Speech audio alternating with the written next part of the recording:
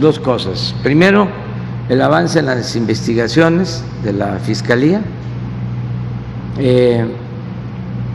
para ver cómo se van presentando las cosas, la opinión del Ministerio Público. Yo espero que sea justicia pronta y expedita, que no se archive el caso.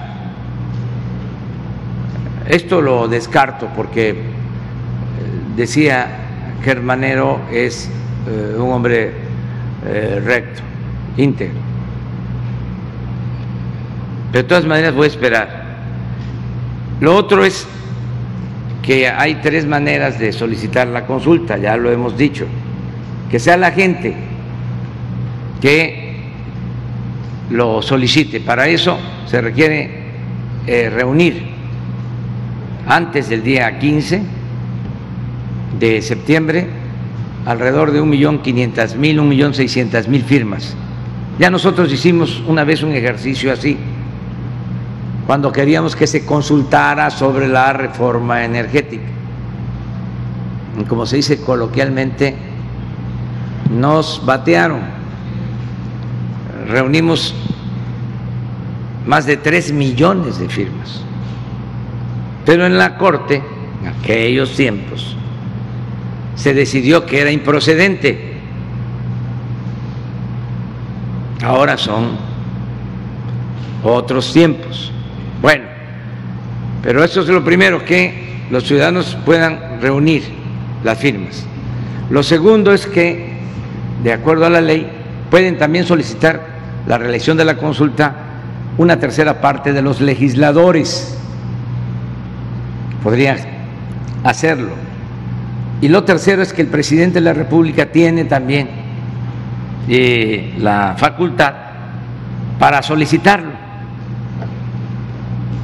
En mi caso voy a esperar el tiempo razonable, porque si lo solicita el ciudadano con sus firmas, ya no pasa aprobación al Congreso, sino va directo a la Suprema Corte de Justicia para ver si es constitucional la consulta.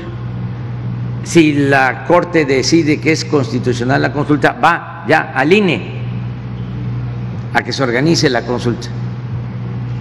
Si lo solicita la tercera parte de los legisladores o el presidente, todavía se requiere que en la Cámara de Diputados y en la Cámara de Senadores se apruebe con mayoría simple.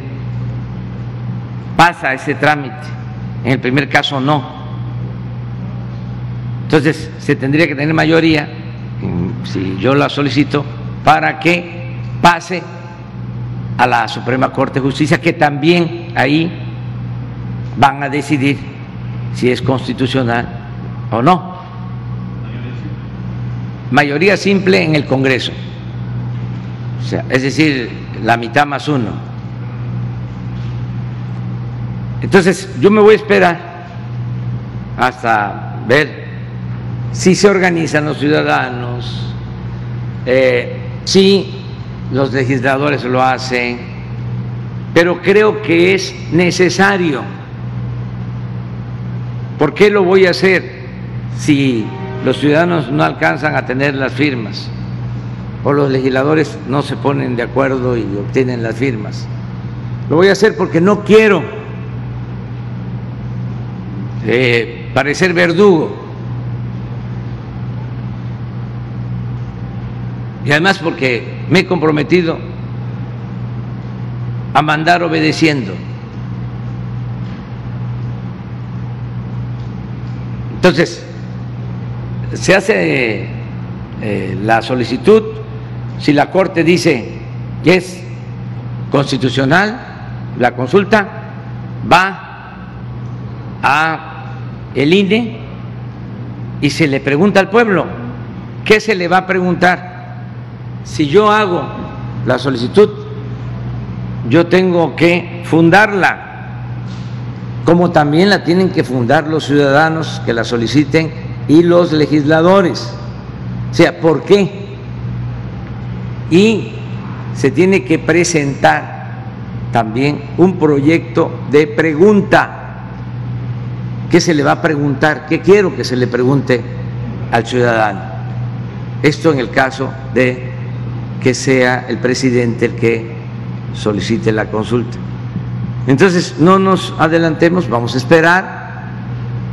Ya políticamente ustedes saben, lo he dicho desde que tomé posesión en mi discurso, de que yo soy partidario de ver hacia adelante, que en el caso de los expresidentes, independientemente si tienen o no tienen fuero, porque eso es otro asunto que tiene que debatirse, y ojalá y los abogados constitucionalistas, penalistas, empiecen también a debatir sobre esto, porque estamos en el terreno de lo inédito, es muy importante. Y como aquí se ha dicho, sin estridencias, sin golpes, sin ataques, de manera serena, responsable, vamos a aclarar todo. El que nada debe, nada teme. Y vamos a confiar en la Fiscalía, en el Poder Judicial y sobre todo vamos a pedirle su opinión al pueblo. Antes decían los políticos, la política es asunto de los políticos. El pueblo no contaba, todo era arriba, en la élite, en Juárez. Ahora no, ahora la gente decide. Esto es la democracia participativa. ¿Encontraron eso? Sí, ya está. A ver, pon. ¿Ya terminaste? Nada más quería saber si usted sí visualiza el 1 de agosto del próximo año una consulta a nivel nacional sobre ese tema. Yo creo que es necesario. Sí lo veo. Sí lo veo. No lo descarto. Pero hay que esperar. A ver si le... ¿Por qué no lo explicas? Bueno, Pero sí. ¿no está más grande? No, pero se puede, digo, en pantalla se ve bien. Son fundaciones extranjeras que financian a organizaciones no gubernamentales, como Mexicanos contra la Corrupción, Eso debe como estar. el Consejo Indígena de Espujil, como el Consejo de Silvicultura Sustentable, y las fundaciones que reciben estos fondos, bueno, que dan estos fondos para quienes se oponen al Tren Maya, son la Fundación Kellogg, la Fundación Ford. ¿Cuál es esa? Kellogg es una fundación vinculada a la empresa transnacional Kellogg. ¿Qué vende? Bueno, vende cornflakes y algunos tipos de alimentos de la mañana, Sí. frutilupis y demás. La Fundación Ford, que se dedica pues a financiar académicos y organizaciones no gubernamentales en el mundo. Climate Works, la NET, que es la fundación por la democracia, una fundación estadounidense. A ver, pero ¿esa de dónde viene? Del Departamento de Estado de Estados Unidos, es una fundación que recibe Eso lo tienen que aclarar. Público. Tienen que aclarar. De Estados Unidos. Para saber. Y la Fundación Rockefeller, que sí pertenece al consorcio Rockefeller, pero también financia académicos y organizaciones no gubernamentales. En el caso de la Fundación Kellogg, por ejemplo, al Consejo Mexicano Sustentable, pues da fondos por $350,000, la Fundación Ford por $3,575,000, Climate Works da $3,800,000 solo para la organización que ¿cómo se llama? Centro Civil Mexicano para la Silvicultura Sustentable. Ese es el que recibe. Luego, Diálogos y Movimiento, que así se llama la organización no gubernamental, recibe de la Fundación Ford, de la Fundación Kellogg, $1.503.000 millones de dólares, no, $503.000. Luego la Fundación Ford le da $545.000 y la NET, que es la fundación del Departamento de Estado, $556.000. Estos fondos son solo para el tema del Tren Maya. Estas mismas organizaciones pueden recibir otros fondos para otras causas, otros temas, y esto es de acuerdo a una investigación que hizo tanto, digamos, interna del gobierno, pero viene de una investigación de una fundación privada que hizo la primera investigación y que corroboró el gobierno federal.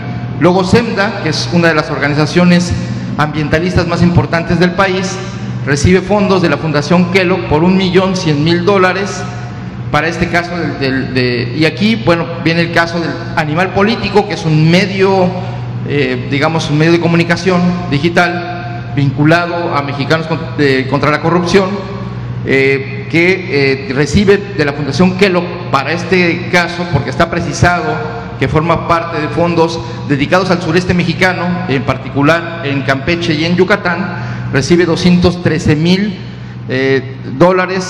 de la Fundación Kellogg, además de la Fundación Ford, $480.000. En el caso de una organización no gubernamental de Yucatán llamada Indignación, también recibe de la Fundación Kellogg $620.000.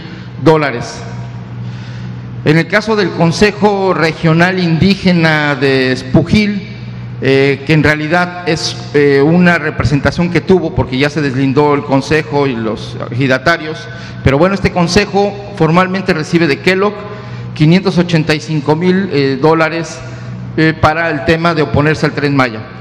En el caso de DIMO, que quiere decir Diálogo y Movimiento, reciben de la Fundación Kellogg $280.000, de la NET, de la Fundación por la Democracia del Departamento de Estado, reciben $140.000. Y algo que es de destacar es que la organización no gubernamental Mexicanos contra la Corrupción también recibe fondos para oponerse al Tren Maya, de estas fundaciones, en particular de la Fundación Ford, $220.000, y de la NET, de la Fundación del Departamento de Estado, $90.000, así como $25.000 de la Fundación Rockefeller. Esto es financiamiento extranjero para el tema del Tren Maya. Y luego México Evalúa, que se ha dedicado a hacer una revisión de las políticas públicas del gobierno mexicano, en particular respecto al Tren Maya, recibe de la NET, de la Fundación por la Democracia, $85.000. Esto está corroborado por investigación privada como por fuentes públicas. Bueno, pues ya está informado. Ojalá y aclaren los implicados. Pues se hizo la investigación, a ver. Sí, de acuerdo a los digamos, estos son, sale y pues pública la información también en las páginas tanto de la Fundación Kellogg como de las fundaciones aquí señaladas.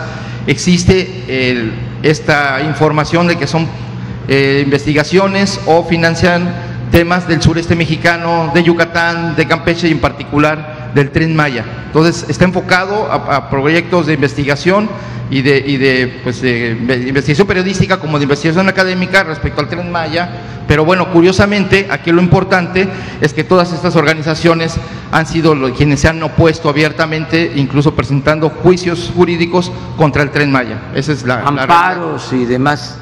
Entonces está interesante la información, porque va a haber aclaración, desde luego que van a ejercer su derecho de réplica, y esto es transparencia, transparentar todo, que es la regla de oro de la democracia. Vamos con Tamaulipas y una compañera. Gracias, presidente. Si me permite, dos preguntas para usted y una para el secretario Durazo. La pregunta para usted sería, cuando se aprobó el TLC allá en los 90, pues daba las mismas oportunidades para ambos lados de la frontera. Sin embargo, lastimosamente en Tamaulipas no se aprovechó como se aprovechó de aquel lado. Hoy tenemos ciudades que son pues grandes potencias en la frontera, como McAllen, Brosville, ¿Y qué tenemos aquí en Reynosa, que con un simple aguacero se inunda la ciudad y se vuelve una catástrofe cuando nos impacta un huracán como Hanna? Tenemos, por ejemplo, Laredo, que logró convertirse en un centro aduanal muy importante de la frontera. ¿Y qué nos dejó aquí en Tamaulipas? Nos dejó un imperio de corrupción de los más grandes. Le estoy hablando de la corrupción en las aduanas. Entonces, a su gobierno que le tocan estos primeros años del TEMEC, ¿cómo puede garantizar que no nos va a volver a pasar esto? ¿Y cuál va a ser la responsabilidad compartida con los gobiernos de los estados fronterizos? Y un segundo tema, si me lo permite, abundar en esto del nuevo pacto fiscal. Se está hablando de que haya mayores participaciones a los estados, pero también me gustaría que abundáramos en la mayor fiscalización, sobre todo cuando la Auditoría Superior de la Federación señala que el 71% del dinero prófugo es el que se ejerció en estados y municipios. Eso me gustaría de su parte.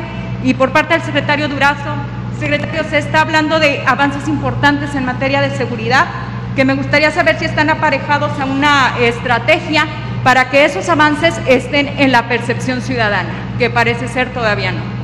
Es todo, presidente. Sí, mira, acerca de las participaciones, de nuevo,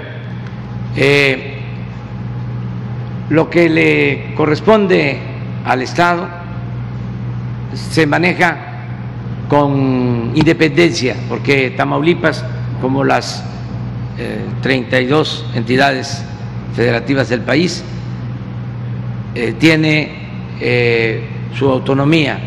Somos un sistema político federal, por eso su Congreso local, su Tribunal Superior de Justicia.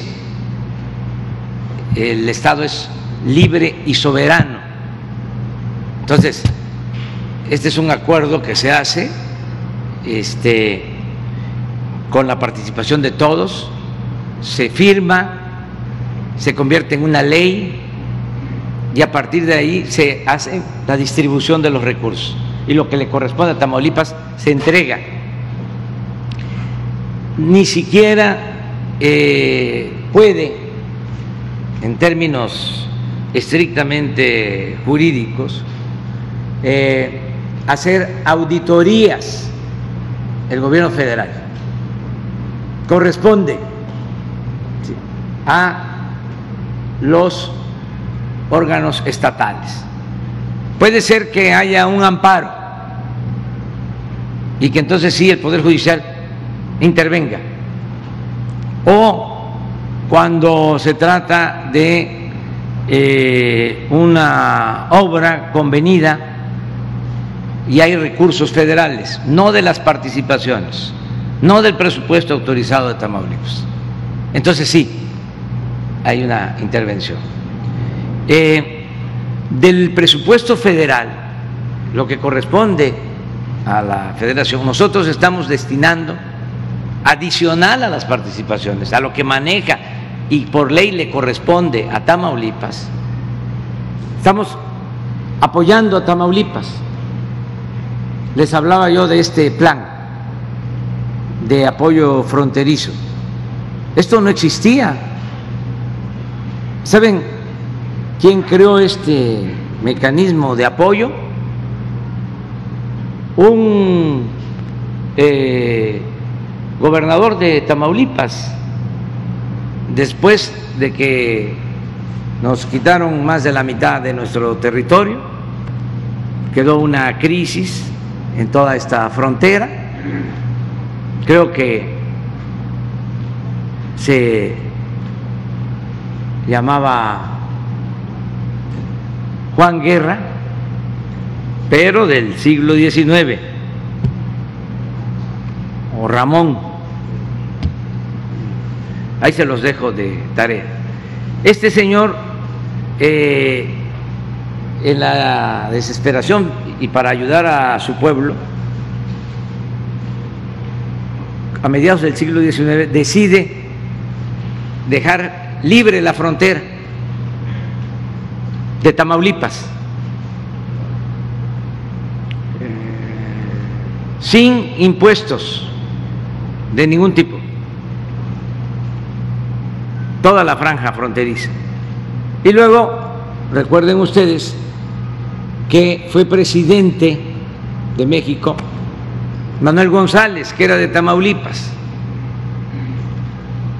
Él le dio continuidad a que la frontera fuese zona libre. Su compadre Porfirio Díaz le siguió, continuó así durante la Revolución, y cuando llega Carlos Salinas de Gortari se suspenden los apoyos a la frontera, se deja de considerar como zona estratégica, zona franca. Entonces nosotros lo que hacemos es de que se establece un mecanismo para que en la franja fronteriza baje el impuesto sobre la renta a la mitad, baje el IVA a la mitad a las empresas. Se otorguen subsidios para las gasolinas, para los energéticos, y se resuelve lo del salario mínimo. Una vez vine aquí a Reynosa y fui a una maquiladora y le pregunté a una señora de cuánto le pagaban.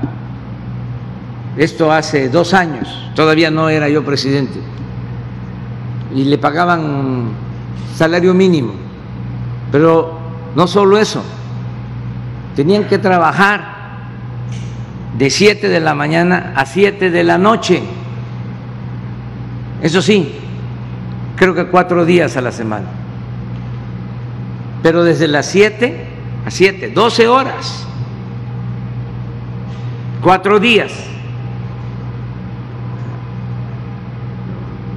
O sea, hacían las 40 horas, pero en 4 días, algo así.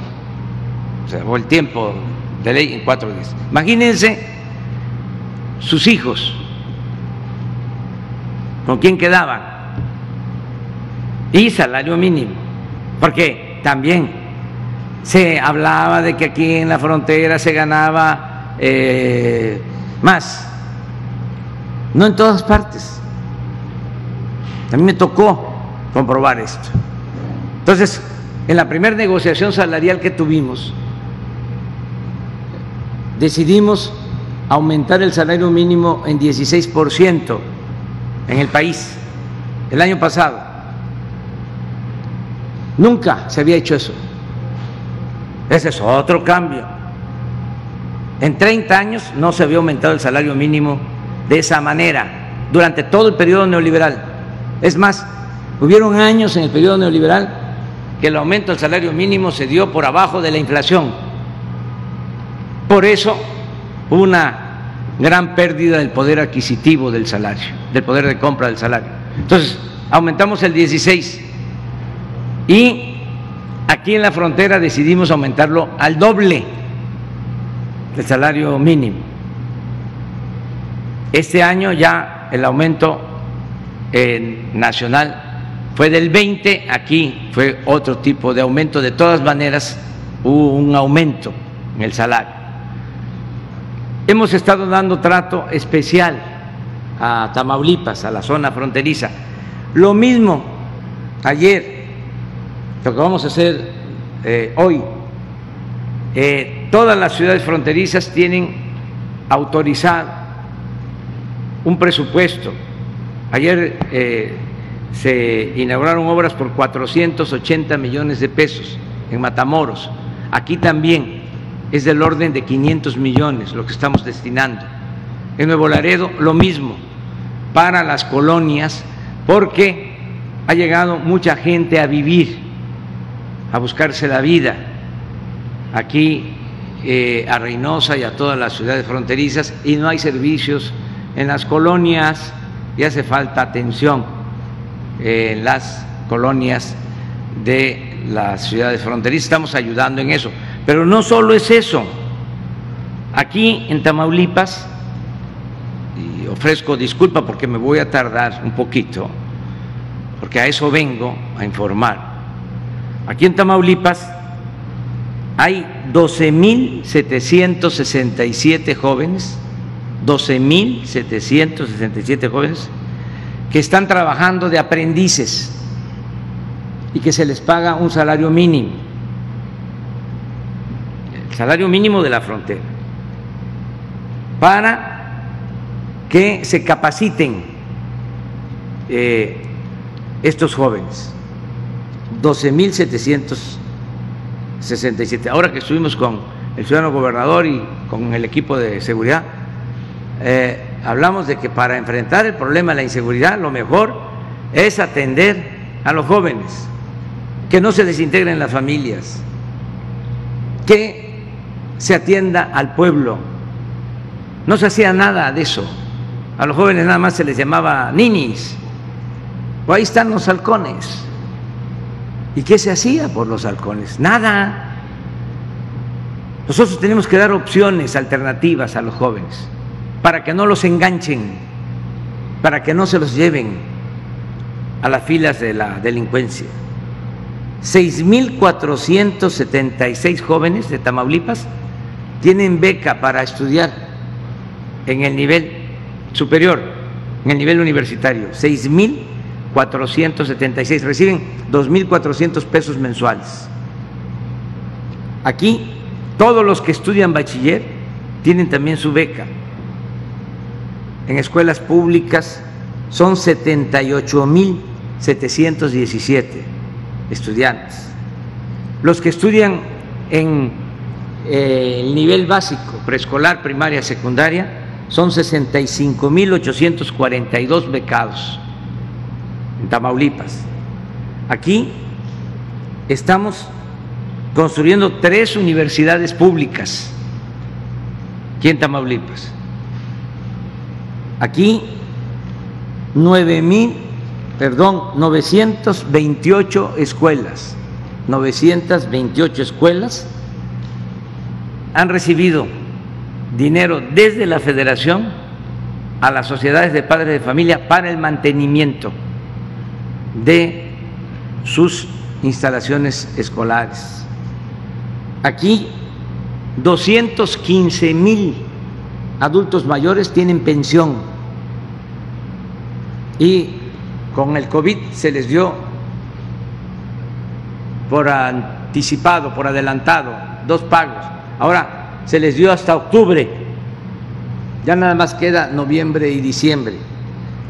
215,000 ancianos respetables. Aquí 18.596 niñas y niños con discapacidad tienen pensión. Aquí 3.034 niñas y niños tienen también su beca porque están en estancias infantiles. Aquí acabamos de entregar a pescadores apoyos directos, 13.856 pescadores de Tamaulipas recibieron apoyos en los últimos 2 meses. Aquí también se apoya a los productores del campo. Ayer me vieron los productores de sorgo. Es que empezamos con maíz, con frijol, arroz, trigo y leche, porque ya se establecieron precios de garantía para estos productos. Aquí, como se produce sorgo, están los productores pidiendo también que se les dé un precio preferente. Lo vamos a ver, pero ya hay ese propósito de ayudar al campo. Aquí también, y esto es muy importante, estamos construyendo sucursales del Banco del Bienestar para que la gente no tenga que trasladarse muy lejos y sacar sus apoyos. La característica de todos estos programas es que no hay intermediarios. No es que yo soy de la organización de estas, o soy de la organización campesina Lucio Blanco, o soy de la organización campesina Emiliano Zapata y dame a mí el dinero y yo lo voy a entregar. No, primo hermano, ya eso se acabó, es directo. Y lo que queremos es que haya sucursales del Banco del Bienestar en todos los pueblos. Aquí son 28 sucursales del Banco del Bienestar las que se van a construir. Ya vamos avanzando. Aquí, como les decía, está este programa de mejoramiento urbano en Matamoros, Nuevo Laredo, Reynosa, el programa de zona libre de la frontera. Una cosa importante que a lo mejor también no se sabe, hemos entregado casi 20,000 créditos en los últimos 3 meses, 20,000 créditos a pequeños empresarios, tanto del sector formal como del sector informal, créditos de 25,000 pesos a tasa de 5.5, que era la tasa del Banco de México, a pagar a 3 años. Después de 3 meses de gracia se empiezan a pagar 800 pesos mensuales. Esto para apoyar a los pequeños empresarios. Significa una inversión de casi 600 millones de pesos en los últimos 3 meses, de manera directa, créditos a la palabra, sin burocratismo, sin papeleo. Aquí ya hay 5,000 campesinos que están en el programa Sembrando Vida, 5,000 que reciben un jornal de 5,000 pesos mensuales para sembrar, para cultivar sus propias parcelas. No es crédito, es para que puedan sembrar sus parcelas, sean pequeños propietarios o ejidatarios. En fin, sí, estamos apoyando y no hay distinción. Podemos, como aquí dijo el gobernador, tener diferencias, esto es consustancial a la democracia. No podemos pensar todos de la misma manera, sería muy aburrida la vida, no puede haber pensamiento único. Bueno, hasta en las familias tenemos nuestras diferencias, todas las familias,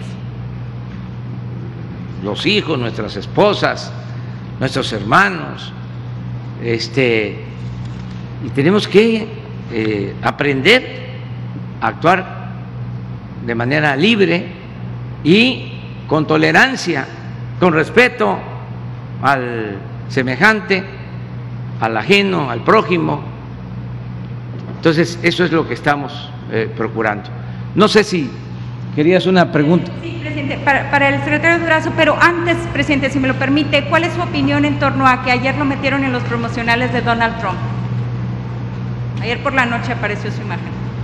Pues no tengo opinión sobre eso, porque no quiero meterme en esas cosas. Ellos tienen campaña. Ellos sí lo meten a usted. Ellos tienen campaña. Yo quiero ser muy respetuoso de las decisiones que tome el pueblo estadounidense. Lo que sí puedo decirles es que mantenemos una muy buena relación. Es una relación de amistad, de respeto. A mí me dio mucho gusto cuando estuve en la Casa Blanca escuchar al presidente Trump, primero hablar de que hay 36 millones de mexicanos en Estados Unidos. Me gustó que se reconociera ese dato. Yo di otro, yo hablé de 38 millones, pero hablar de 36 millones en Casa Blanca de mexicanos, quienes nacieron allá o son de padres mexicanos, eso me dio gusto. Y también me dio mucho gusto que él reconociera la aportación de nuestros paisanos migrantes al desarrollo de esa gran nación. que los que se han tenido que ir a Estados Unidos no lo hacen por gusto, lo hacen por necesidad. Y hay gente que va a buscarse la vida honradamente. Entonces escuché eso en la Casa Blanca y me llenó de satisfacción. Entonces yo voy a actuar con mucho respeto en estos casos, porque lo que pedimos es eso, que nos respeten a los mexicanos. Gracias.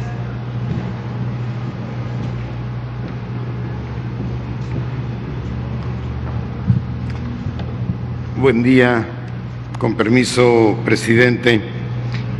Bueno, efectivamente los resultados anunciados aquí no son producto de una casualidad. Hay detrás de ellos toda una estrategia que tratamos de aplicar en todos los estados de la República. En algunos casos, como aquí en Tamaulipas, las condiciones son más complejas. En otros, las instancias de coordinación y perseverancia que estamos instituyendo, luego no resultan lo suficientemente eficaces. Pero aquí en el caso de Tamaulipas, primero hay una gran coordinación, Todos los días está la Mesa Estatal de Seguridad, presidida eventualmente por el señor gobernador e invariablemente por el secretario de Gobierno, y ahí están todas las instancias federales, y ahí se define, primero se analiza la problemática del día y luego se define la respuesta que se le va a dar, a quién le toca, en qué términos, y al siguiente día, hermanito, ¿cómo te fue? A rendir cuentas. Entonces, coordinación y perseverancia todos los días, como lo hacemos a nivel nacional. Participan la Fiscalía Estatal y la delegación de la Fiscalía General de la República, lo cual ayuda mucho a la judicialización de los casos. Ahí tenemos un problema. Tenemos que fortalecer las capacidades del Estado mexicano para judicializar, de tal manera que la gente responsable de algún delito, las personas, paguen su pena. Número 2, visión amplia. Atender las causas profundas que generan la inseguridad. No me voy a detener acá porque el presidente ya dio con detalle algunos de los programas sociales. Solo diré que la política de bienestar del pueblo es uno de los grandes ejes y aciertos de este gobierno. A manera de ejemplo, regreso a jóvenes construyendo el futuro. Aquí en Tamaulipas son 25,000. Apoyo para el bienestar de las niñas y niños, hijos de madres trabajadoras. Para adultos mayores son 227,000. Son beca universal para estudiantes de educación media superior, 118,000, por poner un ejemplo. Conclusión: tenemos que atender las causas profundas que generan la inseguridad, particularmente la generación de oportunidades para los jóvenes. Estado de fuerza.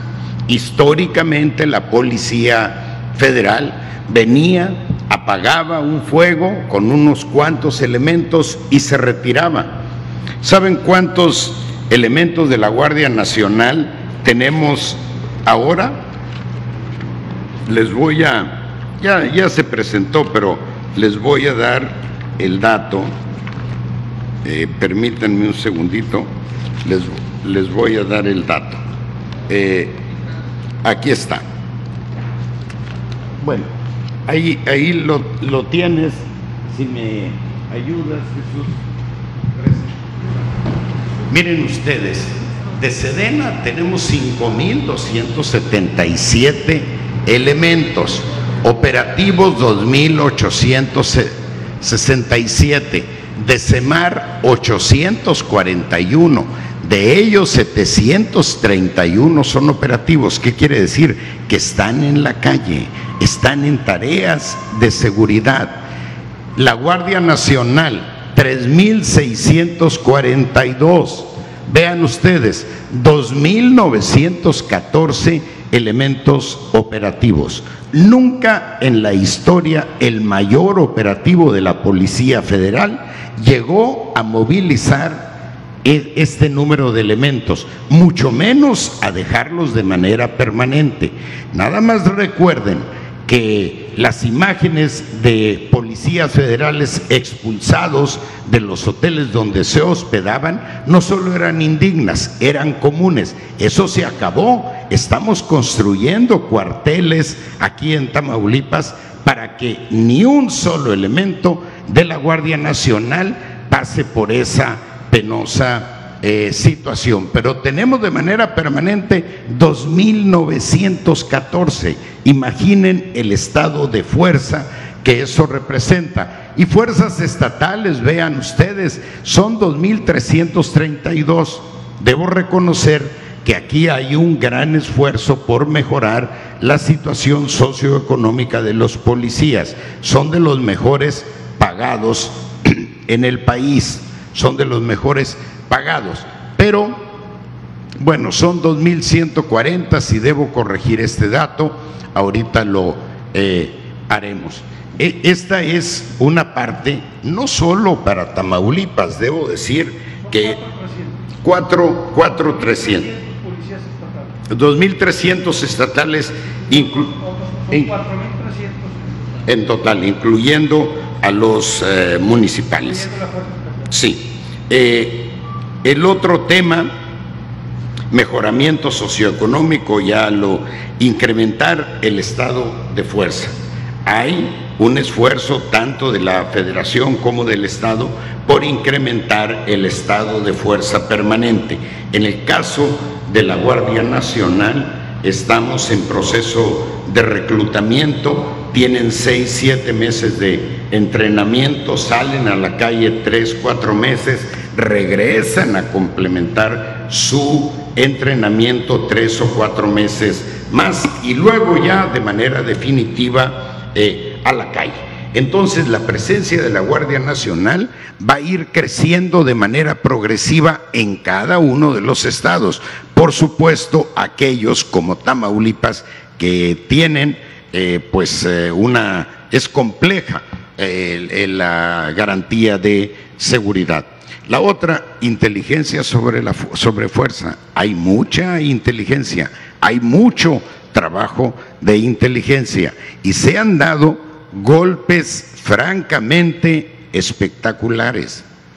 Nada más que a nosotros no nos corresponde presumir la dimensión criminal de esos detenidos. En buen plan, corresponde a ustedes investigar quiénes son, porque nosotros tomamos la decisión de no, para justificar nuestro trabajo, hacerlos crecer mediáticamente. ¿Y qué ha sucedido con ellos? Que todo mundo conoce a los anteriores grandes criminales que había en el país y llegaron a ser tan famosos que ahora registraron su nombre como marca comercial. No queremos convertirlos ni en víctimas ni en modelos sociales.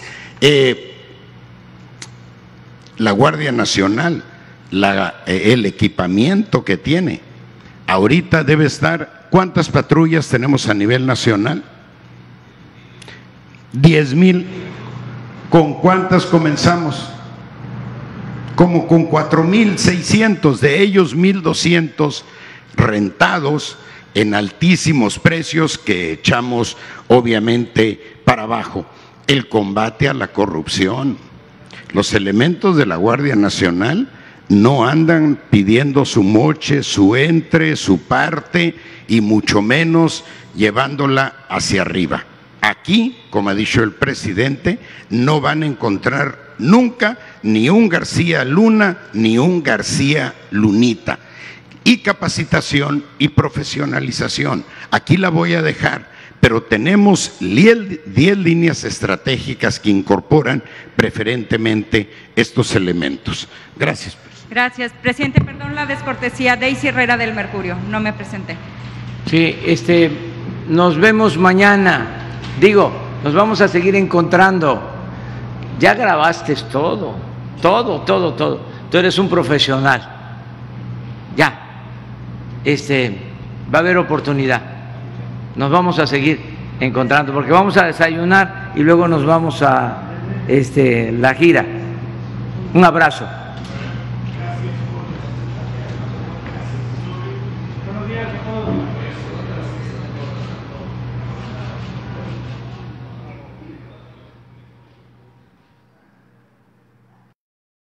Tenemos nuestra conciencia tranquila y la dicha enorme de estar ayudando a la gente humilde, a los más necesitados, a los desposeídos. Los conservadores sostienen de que estamos llevando al país al comunismo. El Papa Francisco ha dicho que ayudar a los pobres no es comunismo, es el centro del Evangelio. Es para decirles tengan para que aprendan. Segundo informe, Gobierno de México.